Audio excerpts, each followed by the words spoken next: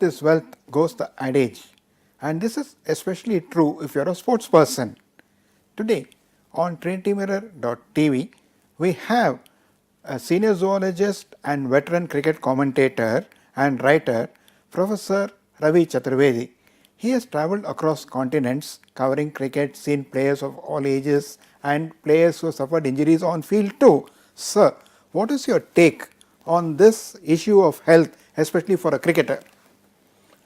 Well, it's a very important component of cricket vis-a-vis the injuries sustained by the players during the action. And this has become a very major problem at the moment as far as the international cricket is concerned. The reason being that there is a very busy international cricket calendar, which puts a lot of pressure on the players. It takes a very heavy toll of their physical, mental conditions. And therefore, the injuries are natural corollaries of the workload that they are subjected to. And the problem is that the administrators are not trying to understand this. And therefore, you will see in the times to come, and if you will compare the time span of an international cricketer in today's cricket world, compare them to the previous years, the longevity of their existence in the international cricket was for a longer period. Whereas here, within a decade or so, more or less the player is drained out completely, physically, emotionally also. And this is where the crucial question comes. That is because of the extra burden, excessive cricket, that players get injuries very often because they play in extreme conditions. Look, you are playing in subcontinent. From the month of April to June or July, when it's extremely hot, the temperature goes beyond 45 in that temperature to play. Even the evenings, it is quite draining on their system. The humidity, the heat, whatever supplements you might take, but ultimately it tells on your systems, and that is why you have so many injuries. Because when you lose salts, your muscles, they get into spasm. When there is too much of pressure on you, you have your back problem and things like that. So these take a major beat is because of the excessive load, the very busy schedule of international cricket calendar. So you rightly made this point of a busy schedule, but as it is, we are complaining of too much of cricket.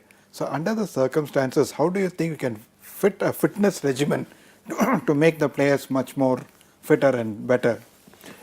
You see, we are very lucky. We are in a scientific age of it, there is a lot of availability of technology. There is the latest technology, there are techniques, therapies, there are intake of supplements.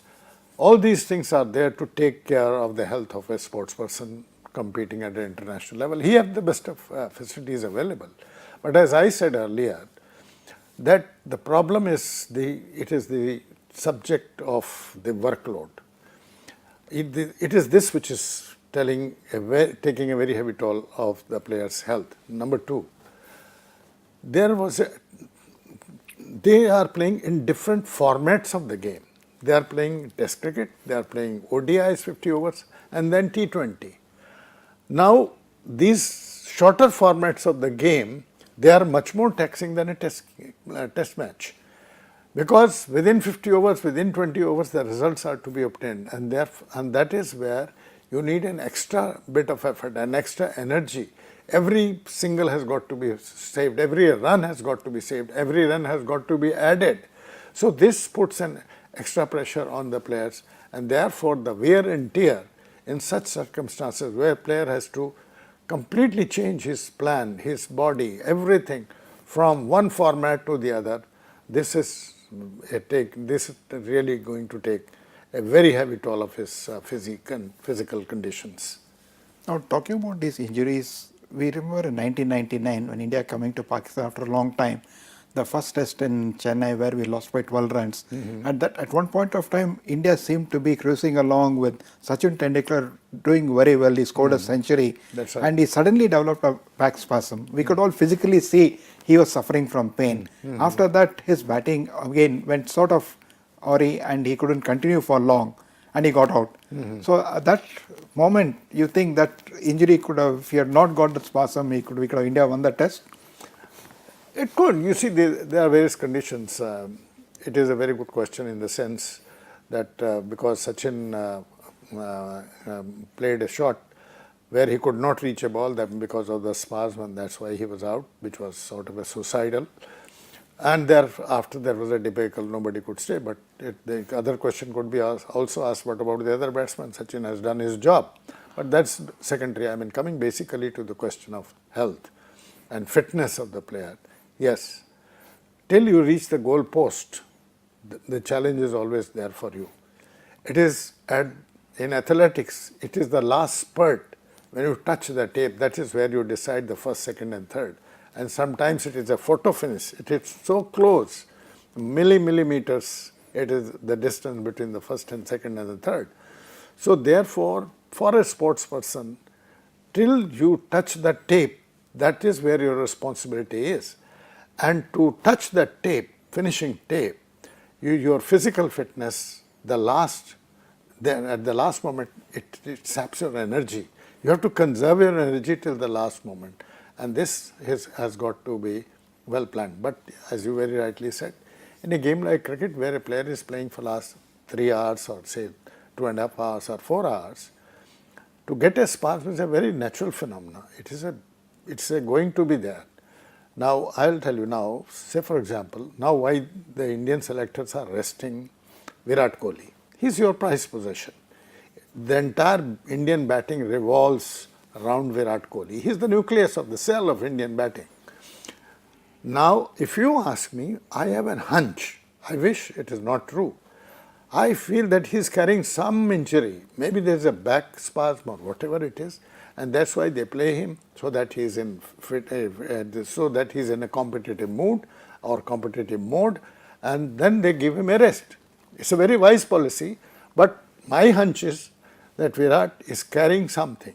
There is some physical ailment, there is some physical stress under which he is going, and therefore he is being rested off and on, and which is good because Australian tour is a very taxing tour.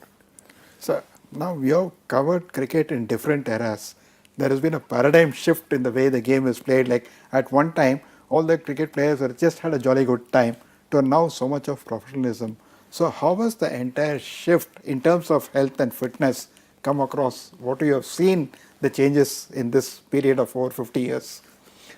You see, the focus on fitness, the level of on fitness has gone up very high because of the demand of time, because of the money at stake. The stakes are very high now in the cricket or any sport for that matter, and therefore the demand on the players' fitness level has also gone up. Correspondingly, if you look at it, in the good older days, I don't think the fitness levels of player was of that level. They were fit, but they were not of that level which today we have. If you look at the Indian team today, the fitness level of the Indian team is one of the finest in the world, I will say. Even if you compare to the good old days when I started watching cricket in my childhood, I don't think that fitness level was there. Secondly, even I can tell you for instances, even if an Indian team started doing a round of the stadium, that was also much later. If you look back at the cricket of 50s and 60s, they just came down on the ground, did some exercises, bending here and there, and that was the end of the story. The emphasis on physical fitness has come up, and I will say that is because of the limited over cricket, this 50 over cricket. That is where the administrators thought, that is where the players also thought that in order to remain fit, they have to have a regimen, a regimented life, so that the demands, the physical demands, the mental demands of taxing cricket could be met with. So there's a paradigm shift, as very rightly you said, with the level of fitness at that level and the level of fitness today. Plus, today's sportsman is very lucky. Why they are able to perform at that level, they continue to enhance their performance with every outing, and that is because they have facilities available, there are therapies available, there are intakes available, there are supplements available, there are drinks available. There are machines available which all help them. There are clothing available, there is shoes available on which there is a lot of research. So that by donning that type of clothing or wearing that type of shoe will not hinder their physical performance level in any way. So this has played a very big role, which is a modern availability to the sports person of today, and there is no limit now. I mean, you always think of the moon, if I may say so.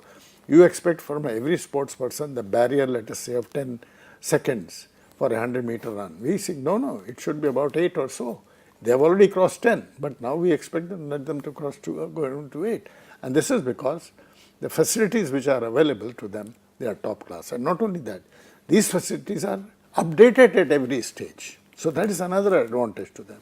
So there is a paradigm shift now in terms of demand for their fitness in top condition, in terms of availability of equipment and the medicines and other things which should be taken to keep them fit.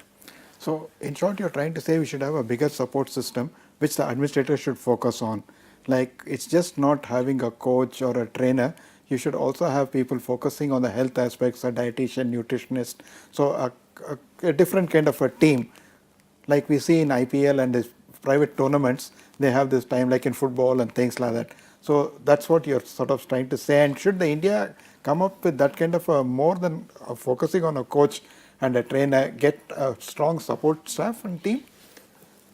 In fact, I would say that you have a team of 12 or 14 or 16 players. Similarly, you will also have similar team of support staff of 12, 13 people. Look, even in cricket, there used to be a manager. Now we have the term of manager has gone away. Only when you tour there, perhaps there is a manager. Otherwise, you have a coach. Okay. Now even this responsibility of coach has been split. There is a bowling coach, there is a fielding coach, and there is a batting coach. So within those parameters itself, there is a diversification. Similarly, fitness for a fast bowler is different from a fitness of a spinner. Fitness of a batsman is different from the fitness of a bowler. So look, every area is a very specialized zone.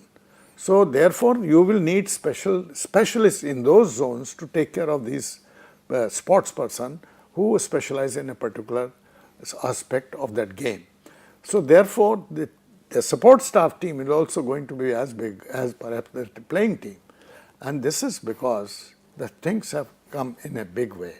Now, no more even the sciences, they are no more united, they are multidimensional. When they plan for all these sports person, there's a research which goes on. I mentioned only about the clothing and the shoes, but there's a research on the physical ability, the threshold as we call, that is the maximum to which it should be taken. There's a lot of research in the field of biorhythms. All of us are moment we are born, this biorhythm starts. And there are peaks. There's a positive phase of biorhythm, there's a negative phase, there's an intermediate phase.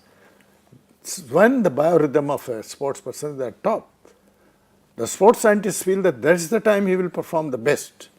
So all these have been taken into account. The physiology of a player, that's why the role of nutrition comes in. The role of physical fitness comes in. So it is a multi-dimensional approach today to keep a sportsman in top form.